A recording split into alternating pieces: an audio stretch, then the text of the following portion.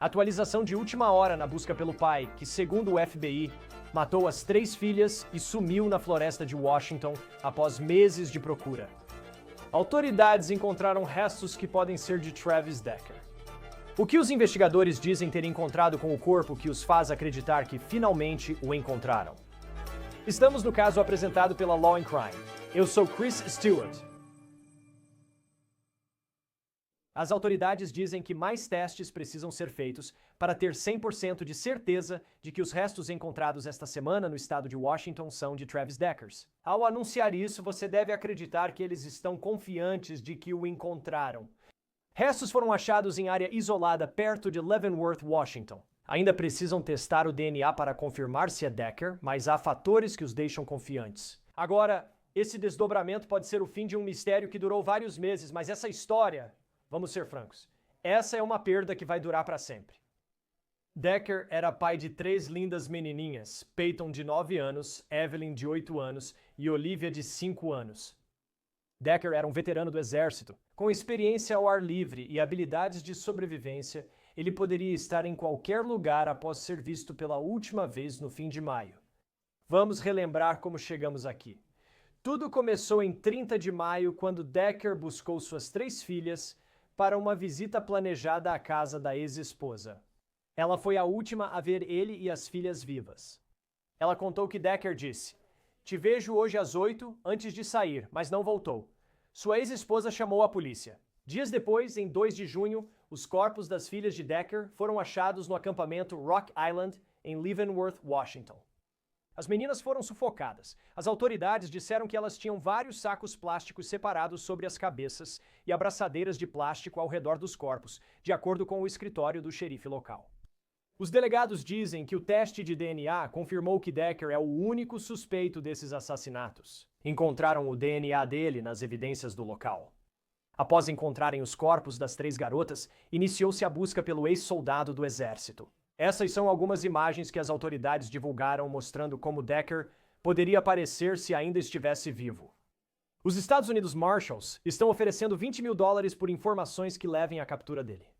As autoridades divulgaram imagens de vigilância mostrando Decker antes de supostamente levar as filhas. Apesar da busca intensa das autoridades, Decker só foi localizado nesta semana em potencial. Em julho, eles disseram que estavam, na verdade, reduzindo os recursos porque a investigação havia esfriado. Mas quero deixar claro que, atualmente, não temos nenhuma evidência de que Travis Decker esteja vivo ou morto. O FBI falou sobre encontrar Decker em termos de anos. Eles disseram recentemente que estavam garantindo que as evidências coletadas e armazenadas estariam preparadas para a próxima geração de agentes da lei e garantindo que as pessoas do futuro teriam o que precisassem caso ainda estivessem procurando por Travis Decker na esperança de finalmente encerrar essa história. Esperamos encontrar evidências que nos levem até Travis Decker ou qualquer informação sobre o assassinato de suas 3 filhas. Ao vasculhar e documentar bem a área, evitamos ter que revisitar o local, coletando todas as evidências possíveis. Mas então, na noite passada, o que poderia ser a grande reviravolta nesse caso em que as autoridades vêm trabalhando há meses? O xerife local anunciou à noite que encontraram restos mortais que acreditam ser de Travis Decker. Disseram que os restos mortais foram achados a alguns quilômetros ao norte do acampamento, onde encontraram os corpos das garotas em junho.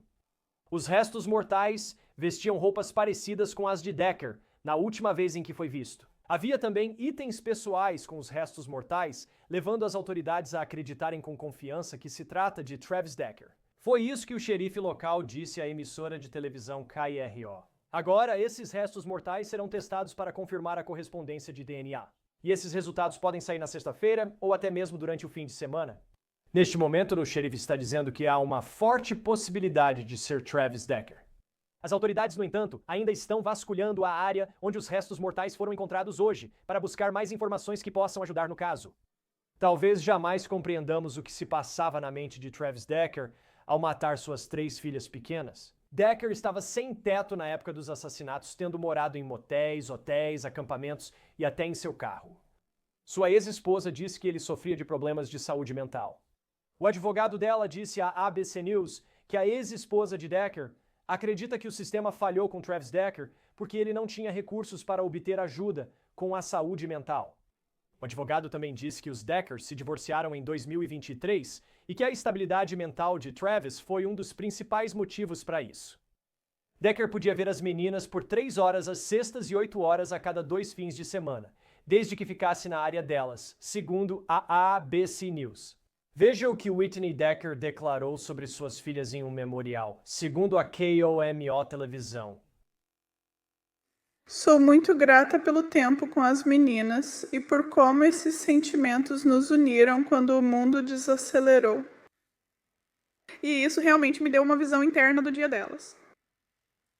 Acredito que fazer isso com elas permitiu que elas viessem ao mundo com corações abertos e gentileza. Para explicar, recebemos o detetive aposentado do Departamento de Polícia de Nova York, David Sarney. David, é sempre bom tê-lo no Law and Crime. Como você reage ao xerife afirmar que é bem possível terem achado os restos de Travis Decker? Obrigado por me receberem. Tenho uma notícia que vocês vão descobrir agora.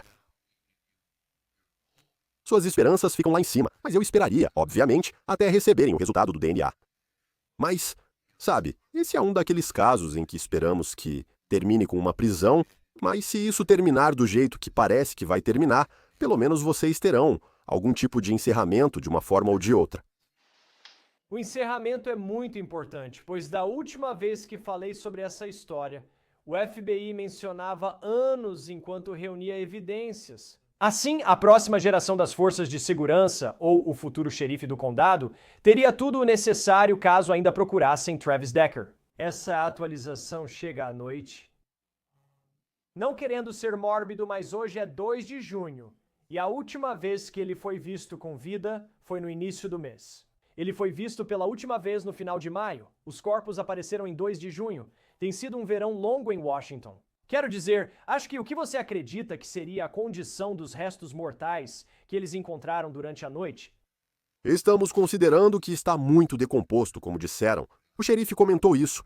Não só isso, aparentemente animais podem ter chegado até ele, até o corpo. Não está no mesmo local, devem ser partes do corpo ou algo parecido.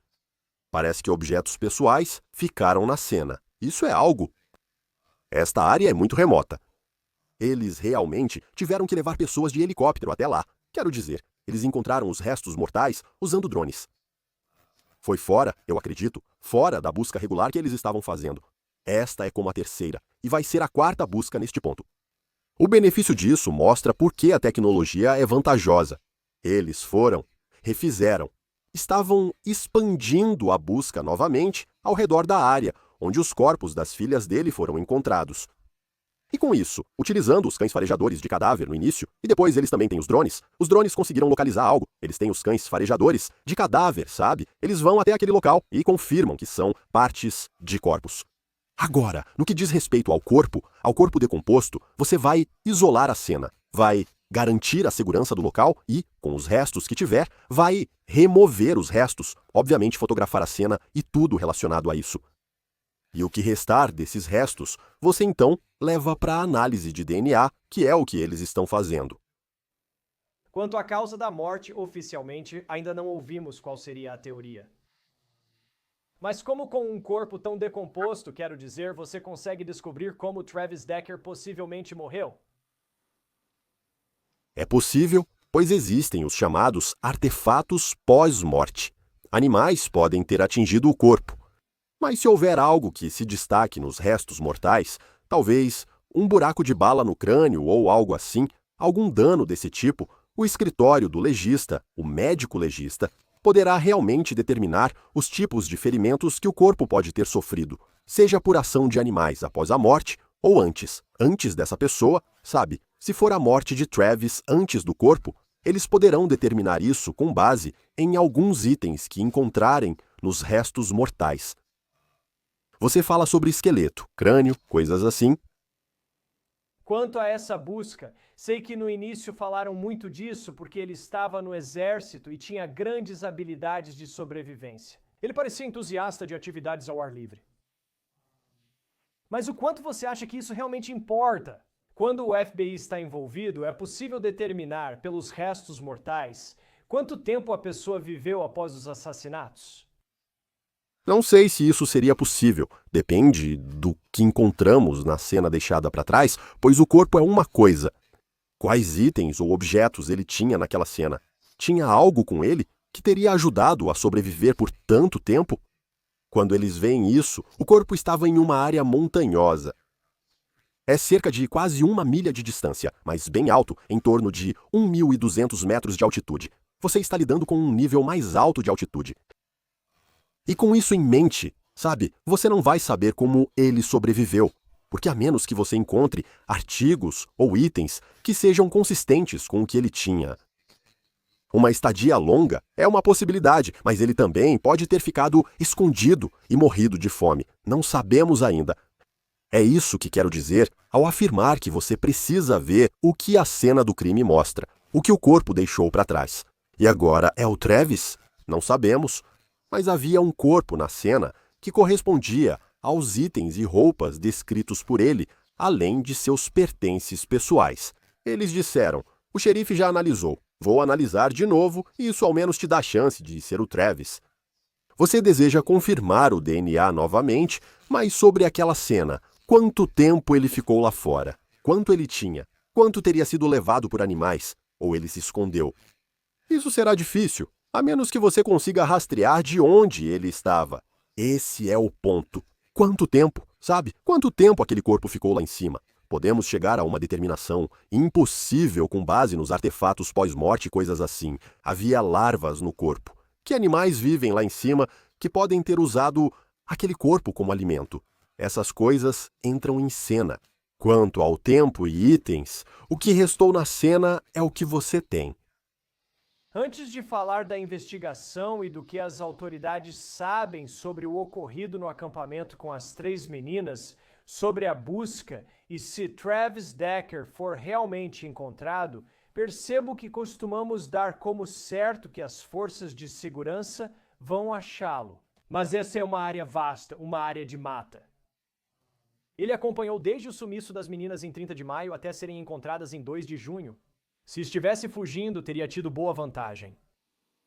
Que tipo de... Quero dizer, coloque em perspectiva o que foi necessário para realmente encontrá-lo. Mesmo com sorte envolvida, quero dizer, quão difícil foi realmente encontrá-lo se for o Travis Decker? Bem, essa é a questão. Quero dizer, havia a expectativa de que a fuga dele seria longa, porque ele acreditava que o Canadá era. Ele pretendia ir para lá. Então, você está avisando as autoridades canadenses porque pode ter alguém lá. Descrições e tudo isso entram em cena. Como disse, algumas coisas foram interessantes quando ele saiu, e inclusive deixou o cachorro lá. Ele trouxe o cachorro com ele. O cachorro ficou no local. Ele não tinha outro veículo que conhecêssemos na época. Abandona o veículo e começa a caminhar. Para a polícia, ele está fugindo do local. Então você vai fazer uma busca a partir de onde os corpos foram encontrados, onde as garotas foram encontradas e seguir para fora. E eles fizeram. Você sabe, até onde isso é um terreno muito perigoso. Não digo perigoso, mas é uma busca extremamente extensa.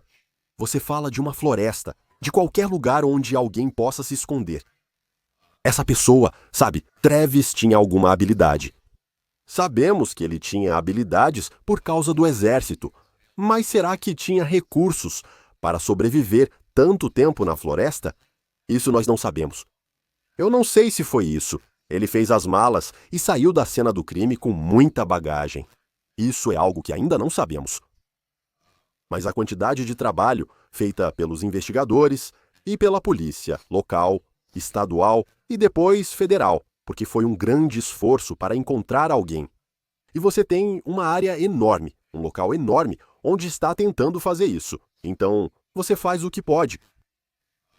Acredito que sempre tendemos a observar as pessoas saindo de cena à distância. Por isso, quando analisaram o Canadá, pensaram, ele pode estar lá.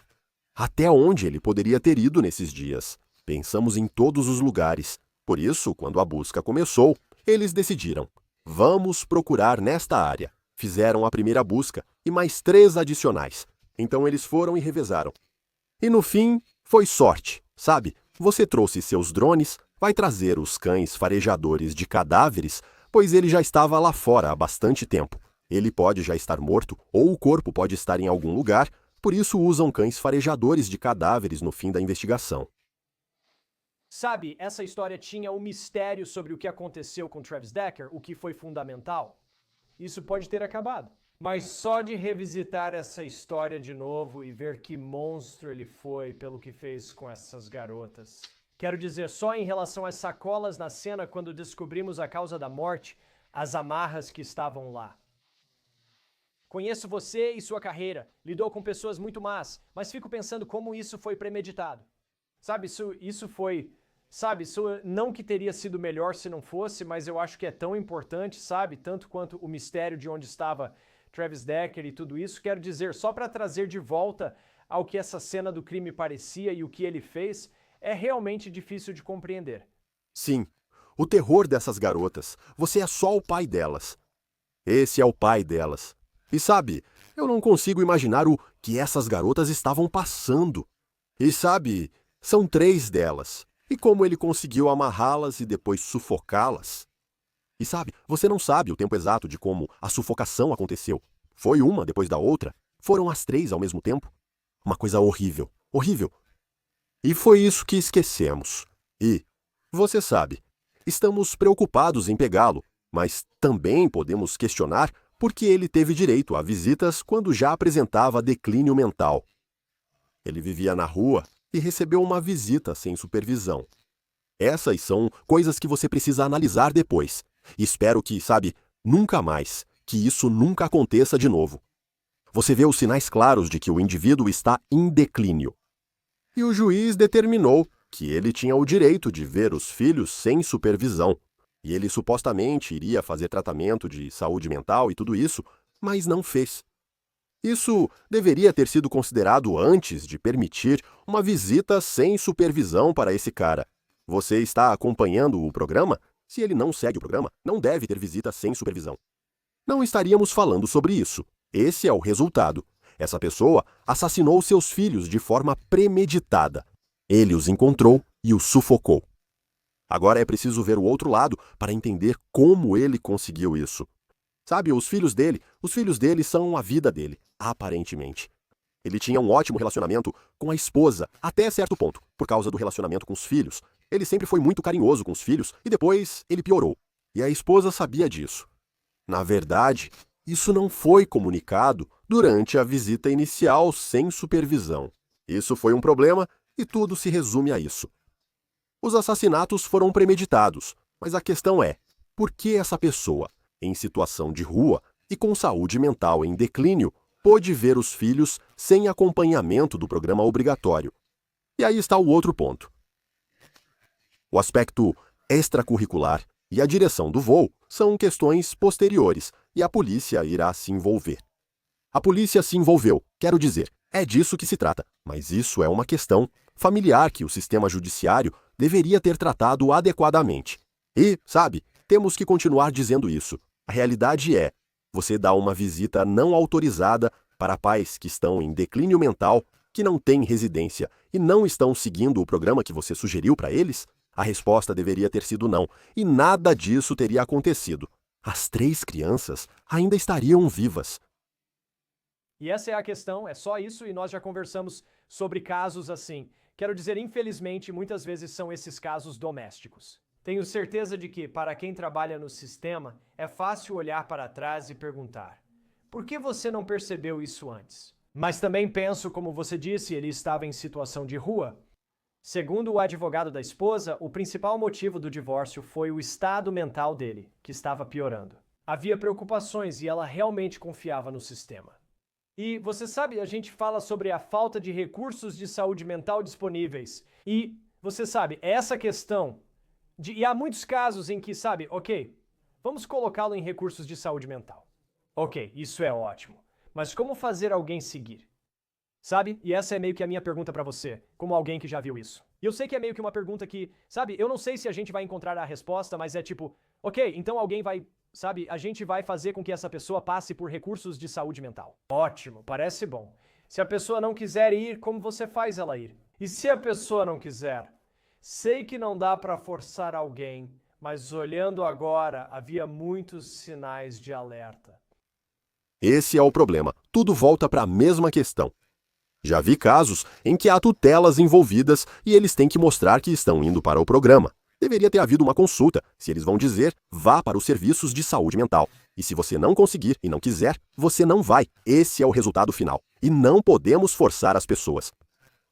Ele não era criminoso, nem cometeu crime até então. Você não pode obrigá-lo ou forçá-lo a ir.